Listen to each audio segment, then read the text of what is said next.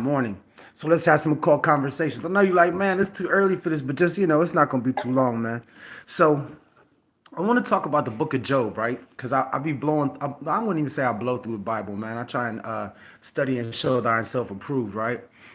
A lot of people don't know these Abrahamic books that follow these religions that came off of Abrahamic books. They are some of the biggest books, man, of the occult. Okay, so look, let's check this out. So in the book of Job, right, the devil, we'll just use just the devil because there's so many different terms that people will use to interchange for this entity that they call the ultimate evil, right? But in the actuality, there's a lot of confusion there because you have Satan, you have Lucifer, and then you have a cast of other names that other people have thrown upon this entity, right? But there are two different entities. So, long story short, okay. So when the devil, generic term, came to God, right, and God was like, and Jesus was like, or God, Jesus or God, it's anyway. He basically God was like, "Yo, you see, Job is my guy. Job won't never turn on me. That's my best." So he was bragging on Job, right? Not bragging, but he was like showing Satan, like showing the devil, like, "Yo, look at Job," and the devil was like, "I bet that he's got everything. Take it all away from him, and he'll curse you to your face, right?" So God, like, do what you do what you do, but don't kill him. So the devil's like, well, show thine hand, release thine hand. You understand? And let me do what I do. To loose paraphrase. Now, this is where it gets interesting. Now, when you read the book of Job, right, this is what really got me. Okay, the devil, right, after Job's children were killed, after all that, right, the devil came back to God, but he came back with Job's children, right? So, and that happened twice. He came back with Job's children. So that struck me. I was like, dang, I was like, so wait a minute. So the devil can't really even get a counsel with God. The only way the devil can even get in God's counsel is if he comes with the soul that he has tricked into being taken, right? Because it says also in Psalms, let Satan be at his right hand and testify for him, and let his prayers become sin. So that means to lead me in my mind that at the end of all things, at your end day, your judgment, right? If you were tricked by lower energy into doing something and your life got taken or something to that effect, right? Now, see, his children weren't tricked, right? That I mean, you would think they weren't tricked, right? But Satan had a hand in it. So he was able to gain counsel to God again. And when he came again, well, you see, he still ain't, he ain't cursed me. He's like, well, that's because you haven't made him sick. Touch his body. Let me touch his body. So then he touched his body. And then he came back again, right? The second time with Job's children. So I wanted to look at that and say, like, okay, Job was protected, right? He was spiritually protected. Now, that you would think that protection would extend to his family, but that is not so. Everyone has their own personal relationship with their higher self, or that being up there that governs, or beings, gods, deities, demons, whatever you choose, fae, whatever that guides and governs us, right? So if Job had, if the devil had to, trick, not really trick, but basically go to God to take these people, right? It was all in the plan, though, all in the plan, right? To take these people.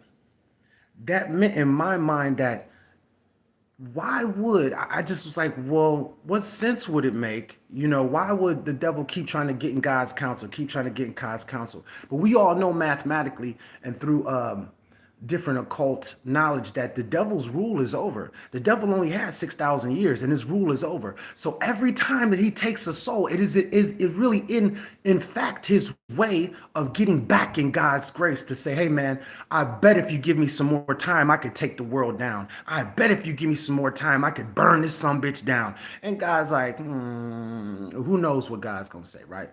But it just leads me to believe that so Job was protected. Man, negative energy will use the people around you. This is how this goes, right? Because if you're protected, This is why they say pray for your family. This is why they say protect your family spiritually. Pray over your children. Pray over your home. Pray over your job. When you get in your car, pray over your car. And people be like, "Oh, that's too much." Bro, let me tell you something, man. When you have a purpose and you're on a mission, everything around you is subject to everything and everyone is subject to be used to try you. Subject to be used to try you. I'm gonna keep it short. I just thought that was really, really interesting how he came back to God with the spirits of Job's children. So that led me to believe. See, people will say like, "Oh, kids can't be, bad." Not saying Job's kids were bad, but after a certain age, I think it's the age of 6 or 7, children can be used spiritually by lower energy. You understand what I'm saying? So always remember, man. I'm gonna leave it with this: pray over your family, pray over your home, pray over your success.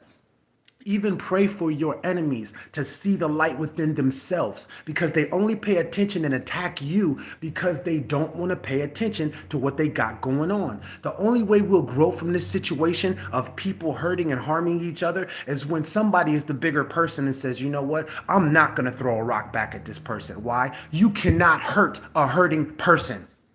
I don't care.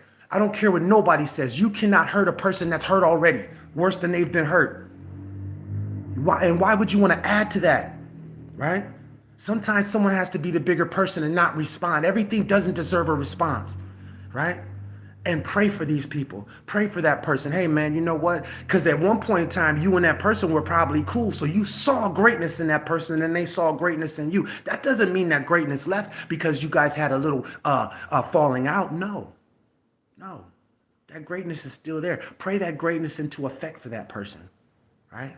Pray light into that person, because the more you pray for other people, the more your most high, the more your higher self is going to protect you and the people around you. Hey, man, I'm gone, man. I've been absent for a minute because been doing a lot of thinking. You got to think every now and then and take time for yourself. But listen, prayer is your weapon. Speak positively over your life and listen, when you hear people, this last thing I'm saying, when you hear people trying to, two things. One, when you hear people trying to bring the vibration of the day down, good example. Hey, man, what's going on? How you doing, man? Hey, good morning. Man, it's Monday, man. What's so good about it? Ha! Dust your feet off and move around. Don't even try and change a person's mindset on the day, because guess what? You've already set your structure for what your day is going to be. See me, man, I'm at the top floor. We're not at the bottom floor because we at the top floor looking for more. You know what I'm saying? Talking about up the score. Hey, man, I'm coming off the bench with fresh legs every morning and I'm waiting for the pass. I've been practicing. I've been in the gym doing my jump shot every morning because God gonna put me in position. You understand? Position, right? Because I've been given permission to be in position. Talk to me, man. Study and show thyself approved. So listen, the last thing, man. Now, we just said you can't change nobody's mind, right? But you can be the example to change somebody's mind about the way they feel about themselves by the way you handle your situation. When they see you handling it like a boss, when they see you carrying it like a real warrior, you will empower people around you, man. Stay prayerful, stay mindful, stay positive, man. And hey, man, listen, man. Don't judge nobody. That's above your pay grade. Because we were all pieces of shit at one point in time, or we all did some shit that we're not proud of, man. So let's stop judging people, man. And let's try and pull our conduct up to be examples for other people, man. Hey, I'm out of here, man. Have an awesome day.